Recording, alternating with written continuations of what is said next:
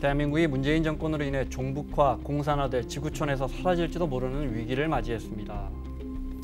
주체 사상을 종교적 신념의 경지로 만들어 청와대를 점령하고, 그래서 올해 연말까지 하야 할 것과 내년 4월 15일 총선에서 대통령 선거를 함께 할 것을 요구하는 입장을 냈습니다. 3.1절 전까지는 기필코 문재인을 끌어내서 이제 앞으로 청와대 징계할 때 사모님들을 제일 앞세워요. 그것도 나이가 60 이상 사모님들. 이 나라는 하나님이 세운 나라야. 그런데면 이렇게 해서 세워진 나라가 대한민국인데 말이죠. 그것도 모르고 말이야. 국회에서 말이야. 빨갱이들이 다 떨고 말이야. 정신 나간 놈들. 그럼 돼 안 돼? 내년에 4월 15일 날 총선 다시 하는데 대한민국이 사느냐 해체되느냐, 지금 나는 기도를 빡세게 하고 있습니다. 이런 말도 합니다. 전라도는 빨갱이라 좀 덜한 전라북도는 떼어내서 경북 김천과 묶어야 한다. 지난 3월에 황교안 대표에 대한 발언 논란이 됐었죠. 네. 이러다가는 나라가 해체될지도 모릅니다.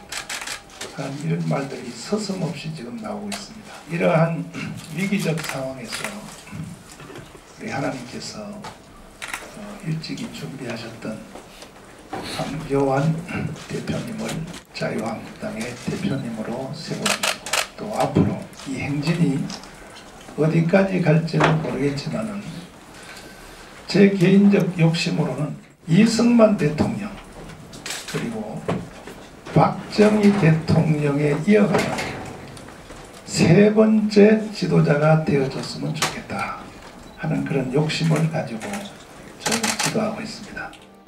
지난 2017년에는 홍준표 당시 한국당 대선 후보를 지지하는 입장이었는데요. 들어볼까요?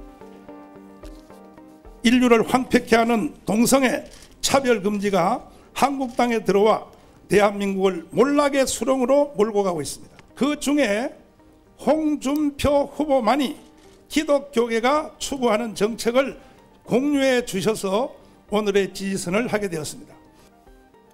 얼마 전에 왜 대통령 되면 나한테 장관 하나 하실래요라고 황교안 대표가 이야기했었다는 말도 설령 사실이라 해도 이런 말을 들은 사람들이 이런 말 잘 안 하죠. 안 하잖아요. 그렇죠. 공개적으로. 그리고 네. 목사라는 분이 저런 얘기를 했다는 게 더더욱 저는 놀라운 사실이라는 생각이 들고요. 네.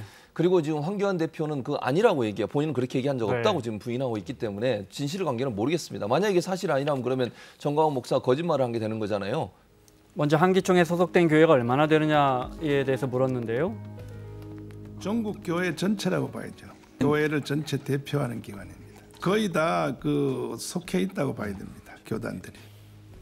또 황교안 대표가 이승만, 박정희를 잇는 세 번째 지도자가 돼줬으면 한다는 발언에 대해서는 지금 대한민국이 처절하게 무너지고 있습니다. 결국은 지도자 문제죠.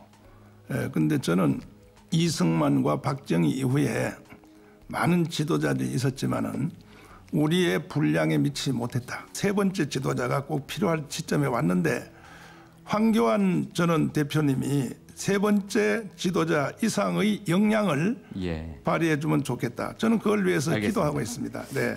임종석 전 비서실장 비하 발언에 대해서는 이런 입장을 밝혔는데요. 임종석 그분은 정치하면 안 된다고 생각합니다. 왜냐하면 그분이 신봉해온 것이 주체사상이라는 것은 뭐 전 국민이 다 알고 있는데 뭐 젊었을 때 주체사상 할 수도 있죠. 그러나 정치를 하는 사람들은 왜 주체사상이 문제가 되냐 하면 주체사상은 우리나라 헌법을 부정하고 있거든요. 전향한 적이 없어요. 공개적으로. 발언 자체들이 너무 극단적인 발언을 많이 하잖아요. 대통령이 어쨌든 잘하고 못하고를 떠나서 비판할 수 있어요. 얼마든지. 그렇지만은 비하적인 어떤 그런 표현은 그거는 잘못됐다는 그렇게 생각을 해요. 종교 지도자라면 입에 담을 수도 없고 담아서도 안 되는 망언을 쏟아냈습니다. 우리나라 최대 개신교 단체의 대표가 한 발언이 맞나 귀를 의심케 하는 발언입니다. 동시에 일말의 정당한 이유 없이 국민 주권을 깔아뭉개는 내란 선동적 발언입니다. 예수를 팔아 예수를 욕되게 하지 말라는 소리가 들리는 듯합니다. 즉각 한기총 회장직에서 퇴진하고 그 비뚤어진 세계관과 이념 도착적 현실관을 회개하고 참여하기 바랍니다. 교단 내에서도 지금 정광훈 목사 때문에 비상대책위원회가 꾸려지고 있어서 거기서 좀 정광훈 목사를 좀 나가달라, 좀 사퇴해달라 이렇게 주장을 하고 있습니다. 왜냐하면 네. 그분이 기독자유민주당, 기독자유당을 창당을 주도하면서 정치적 발언을 너무 많이 해요. 근데 이분이 선출로 된 사람이죠. 선출로 된 건 맞습니다. 교단에서. 그러니까 저기 한기총에 포함되어 있는 69개 교단의 대표들이 모여서 선출을 하게 돼 있어요. 그러니까 거기서 선출된 건 맞아요. 이렇게 정치적 주장을 하는, 극단적인 정치적 주장을 하는 분이라는 건 이미 익히 알려져 있지 않습니까? 그렇죠. 알려져 있죠. 그런데 거기서 민주적 절차에 의해서 뽑혔단 말이에요. 그렇죠. 근데 민주적 절차라고 하는 게 제가 이제 어느 교단의 대표가 와서 어느 정도의 지지를 받았는지 모르겠어요. 몇 %를. 그러나 이제 제가 볼 때는 한기총이 회장 되고 나서 더 적극적으로 정치적 발언들을 하고 계세요. 그러니까 처음에 아마 뽑을 때는 그런 네. 문제가 있음에도 불구하고 지금처럼 이렇게까지 너무 이제 과격하고 또 발언 수위 자체가 일반적으로 종교인이 할 수 있는 발언 수위는 아니잖아요.